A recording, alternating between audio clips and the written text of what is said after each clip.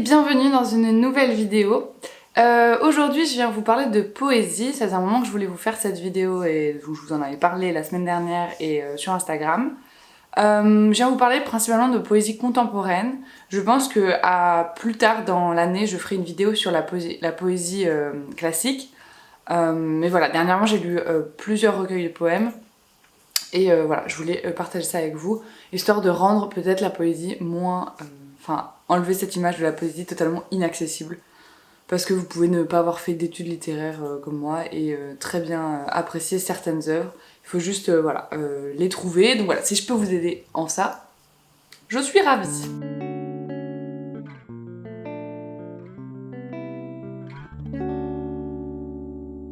Alors, en tout premier, je voulais vous parler de Brûler, brûler, brûler de Lisette Lombé.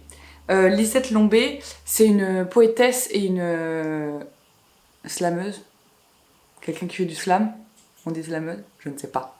En tout cas, voilà, elle fait du slam et de la poésie. Elle est belgeo-congolaise. Et voilà, son livre a été édité aux éditions Iconopop en 2020. C'est vraiment de superbes éditions, j'aime beaucoup ce qu'ils font. Dans ce recueil, Lisette Lombé, elle fait donc évidemment de la poésie, mais elle fait également des collages associés à certains de ses poèmes. Et je trouve que ça fait un petit peu respirer le livre, ça lui donne... et puis certaines fois, ça illustre assez bien son propos. J'ai adoré ce recueil. Les sujets sont relativement durs, émotionnellement parlant. Je veux dire, elle parle... Je ne sais pas si c'est... comment dire, c'est inspiré de sa... Enfin, c'est forcément un peu inspiré de sa vie, mais je sais pas si c'est vraiment littéralement sur sa vie. En tout cas, je ne le souhaite pas parce qu'il y a vraiment des choses assez horribles. Donc voilà, émotionnellement, c'est un petit peu dur à lire. Par contre, c'est écrit de manière très accessible. Je veux dire, moi, voilà, comme je vous disais, j'ai pas fait d'études de lettres, j'ai pas particulièrement étudié la poésie à part au lycée. Et honnêtement, je me souviens pas grand chose de mes cours de lycée. Donc voilà, en termes de poésie, c'est très beau, c'est des sujets, je trouve, un petit peu marginaux, qui font réfléchir sur pas mal de sujets de société. Voilà, et d'une beauté, enfin voilà, les poèmes sont vraiment extrêmement beaux. Voilà, je vous recommande vraiment, si vous ne lisez pas de poésie, mais que voilà, ça vous intéresse, ça vous tente, vous savez pas par où commencer, voilà, en contemporain, Lisette Lombé. Je viens de lire au dos, elle a été nommée citoyenne d'honneur de la ville de Liège pour son activisme. Et en fait, elle a écrit plusieurs autres livres qui ne sont pas tous de la poésie, il me semble. Et voilà, j'aimerais beaucoup en lire plus de cette autrice, voilà, qui a à cœur de défendre les minorités. Donc voilà, forcément quelqu'un que j'apprécie. Ensuite, j'ai lu dernièrement, la semaine dernière il me semble, Météorite de Aurélien Barraud. Aurélien Barraud qui est astrophysicien et qui est assez engagé dans l'écologie. Mais jusqu'ici il avait écrit, voilà, il est chercheur, donc il avait écrit des postulats scientifiques, etc., des articles, des revues de presse voilà, scientifiques. Mais jusqu'ici, il ne s'était jamais attelé à l'exercice de la poésie. Et d'ailleurs, il le dit très bien au début de son livre. Voilà, je vous lis le préambule. Il dit « Ce petit recueil n'est ni un ouvrage de science, ni un texte philosophique, ni un pamphlet écologique. Pas même une évocation astronomique. L'éventuel lecteur est donc invité à oublier ce qu'il sait peut-être du supposé auteur, que ce dernier pratique parfois un peu d'astrophysique, un peu d'ontologie et un peu de réflexion politique n'a en l'occurrence aucune importance. Voilà ce qui est demandé et presque supplié, ne pas rabattre, ne pas réduire, ne pas préjuger, ici nous sommes ailleurs. » Donc c'est assez paradoxal parce que personnellement j'ai acheté ce livre parce que j'ai vu Aurélien Barraud en auteur et que j'apprécie généralement ses réflexions politiques, écologiques et scientifiques.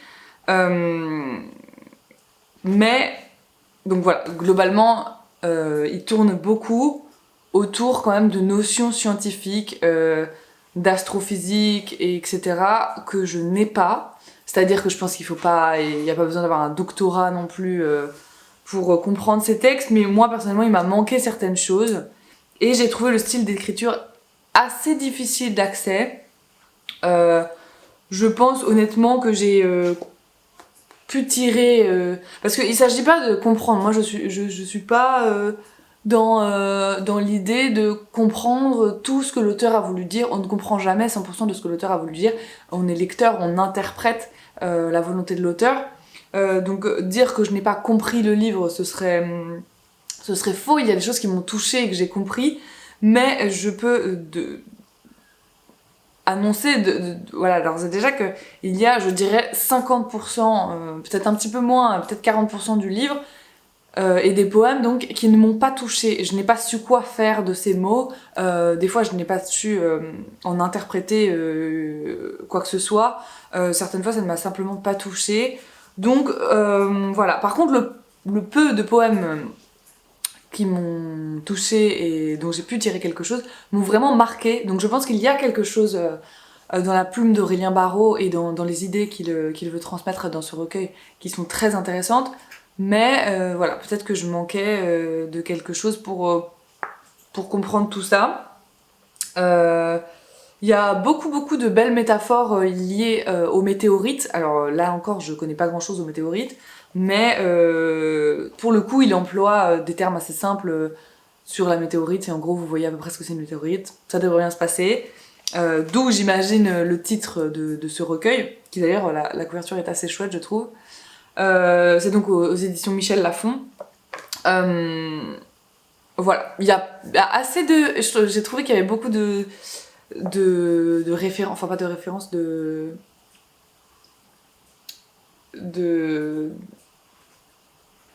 si, ouais, de références sexuelles, j'ai trouvé ça assez chouette de lier un petit peu ce côté humain, charnel, sexuel, au côté très scientifique de certains poèmes. Voilà, il y a quand même des choses très intéressantes dans ce recueil.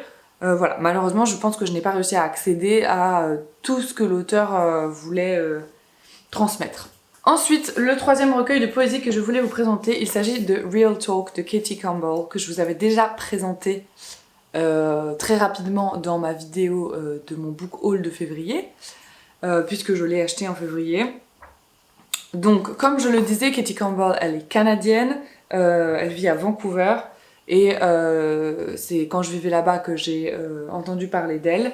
Donc ce recueil est en auto-édition, hein, comme vous voyez, c'est simplement des feuilles reliées avec une agrafe au milieu.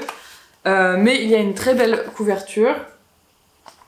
Et globalement, on s'en fout un peu de comment c'est... Enfin, on s'en fout, non. Mais là, en l'occurrence, pour une première publication par elle-même, je suis très heureuse qu'elle ait publié ce recueil parce que j'ai adoré tout simplement sa poésie. Il y a des poèmes de diverses longueurs sur des sujets assez divers et variés, mais relativement centrés autour du foyer, du corps, de la relation à l'autre, de l'amour, de relations sexuelles. Katie Campbell, elle est lesbienne et elle est actuellement en couple avec une femme. Elles vont avoir un enfant bientôt. D'ailleurs, je la suis sur Instagram si vous voulez faire de même. J'adore suivre sa petite vie. Voilà, donc j'ai trouvé ça assez marginal et en même temps très très beau. Alors oui, je précise du coup, comme elle vient de Vancouver, c'est de l'anglais et ce recueil n'a pas été traduit. Après, très honnêtement, c'est de l'anglais très très accessible.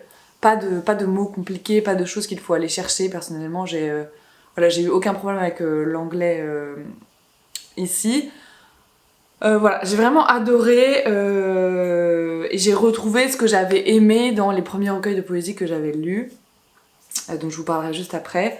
J'ai trouvé ça très touchant, très vrai, où elle se livre beaucoup. C'est une petite publication, ça se sent, c'est très familial et on est un petit peu dans un petit cocon quand on lit ça. Donc voilà, si vous savez lire en anglais un minimum, je vous conseille vraiment. Pour se le procurer, il faut aller directement sur son site internet dont le lien est sur sa page Instagram. Ça va être un petit peu long à la livraison puisque ça part du Canada, mais voilà, ça vaut le coup. Voilà, je vous y encourage à la soutenir dans sa production. Ensuite, une autre poétesse canadienne, mais cette fois québécoise, il s'agit de Catherine Lalonde avec Corps étranger. Je n'ai pas fini Corps étranger, il me reste quelques pages. Aux éditions Le Cartanier que je vous avais présenté également dans mon petit haul de février avec ce petit sanglier extrêmement mignon. La mise au point ne se fait pas du tout. Alors, là aussi, un peu comme Audrien Barraud, je suis un petit peu... pas déçue, je suis un peu peut-être... si un peu déçue, mais pas dans le sens c'était mauvais, dans le sens je n'ai pas l'impression d'avoir réussi à accéder à ces mots, à ce qu'elle essayait de transmettre. Alors je pense qu'il y a plusieurs facteurs à ça. Il y a sa manière d'écrire tout simplement, et il y a également le fait qu'elle est québécoise, donc c'est écrit en français, mais avec certaines expressions propres au Québec, que je ne connais pas forcément, et du coup comme c'est de la poésie, je ne sais jamais si c'est une expression québécoise que je ne connais pas, ou si c'est sa formulation poétique. Donc peut-être un petit peu difficile d'accès, mais là encore, les quelques poèmes auxquels j'ai réussi à accéder en termes de compréhension et d'émotion m'ont beaucoup plu. Je l'ai trouvé dans ces poèmes... alors du coup, voilà, Corps étrangers, elle fait beaucoup référence à la liaison des corps, au rapport aux autres, à la sexualité. C'est assez chargé en émotions et en même temps, il y a cette distance humoristique qui donne un ton assez léger, et pourtant elle aborde certaines fois des sujets un petit peu plus lourds en termes de sens. Mais voilà, j'ai trouvé qu'elle avait un humour très fin et très cinglant. Voilà, j'ai beaucoup aimé, et je crois que c'est ce que globalement... c'est un peu l'image que j'ai des Québécois, et du peu de temps que j'ai passé au Québec, voilà, c'est vraiment des gens adorables, mais qui ont un humour qui peut être un petit peu perturbant en tant que Français au début. Voilà, donc si vous êtes habitué à la prose québécoise, et que vous... Alors, je vous conseillerais pas de commencer par ça globalement si vous voulez vous mettre à la poésie, mais j'ai passé quand même un bon moment en lisant ce livre, même si je n'ai pas su accéder à tout. En dernier, je vous en ai déjà parlé, mais je vous en reparle parce que j'ai d'autres recueils de cette personne à vous présenter. Il s'agit de Rupi Kaur, qui elle aussi est canadienne, et dont voilà, je possède l'intégralité des publications parce que j'aime d'amour cette femme. En fait, c'est grâce à cette femme que j'ai recommencé à lire de la poésie en dehors de ce qu'on m'imposait au lycée.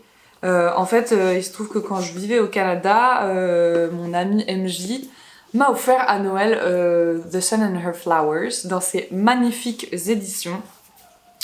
Donc là, moi j'ai tous les recueils en anglais, mais ils ont tous été traduits en français, sauf Homebody qui vient de sortir. Donc il faudra encore attendre un petit peu, mais je suis sûre et certaine qu'il sera traduit. Donc dans l'ordre chronologique de ce qu'elle a publié, le premier qu'elle a publié c'est Milk and Honey, donc lait et miel en français, qu'elle a publié en 2014. En fait, ces livres, à chaque fois, elle les scinde en parties qui font référence à un cycle. En l'occurrence, les parties de Milk and Honey, c'est The Hurting, The Loving, The Breaking and The Healing. Donc en gros, c'est un petit peu... elle parle beaucoup voilà, d'une séparation, de relations toxiques, de relations amoureuses qui se passent mal globalement, et de son cycle à elle dans l'amour et la rupture, et comment on grandit de ces choses-là. Rupi Kaur, elle fait dans ses poèmes, elle illustre également elle-même tous ces poèmes, et je trouve que ça apporte une beauté aux ouvrages qui est juste incroyable. Donc c'est des poèmes généralement assez courts et très accessibles, que ce soit en français ou en anglais. Donc moi je les ai jamais lus en français, mais je les ai beaucoup offerts en français, notamment à ma grand-mère qui a adoré. Donc voilà, en termes de poésie c'est très accessible, c'est pas compliqué en termes de syntaxe, et c'est très très fort, très touchant.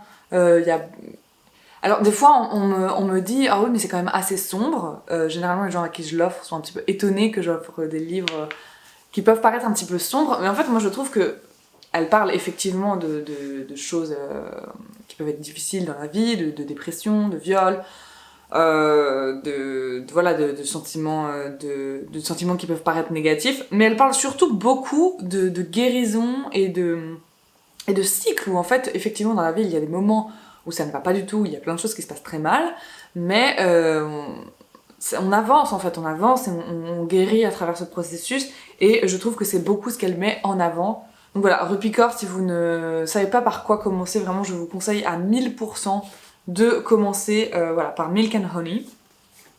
Le second recueil qu'elle a publié en 2017, c'est The Sun and Her Flowers. Là, moi je les ai dans les mêmes éditions, mais c'est la même idée, hein. C'est toujours illustré, c'est toujours des poèmes assez courts, mais des fois vous voyez il y a aussi des doubles pages sur un seul poème. Et là les catégories, c'est wilting, falling, rooting, rising et blooming. Donc c'est le cycle naturel de floraison d'une fleur, et donc également de mort, hein. C'est le cycle de vie. En fait, je trouve que dans celui-là, elle parle beaucoup plus de cycle de vie. Elle parle de l'immigration de sa famille, du statut d'immigré au Canada, de qu'est-ce qu'on fait quand on arrive dans un pays dont on ne parle pas forcément la langue correctement, d'être fille d'immigré, de la guérison après son viol, de dépression, mais également de tout ce qui fait qu'elle rebondit, de tout ce qui fait que c'est une personne qui veut écrire sur la joie, qui veut écrire sur le bien-être, sur le rapport au corps, sur le rapport aux autres, sur l'amour qu'on veut partager autour de soi.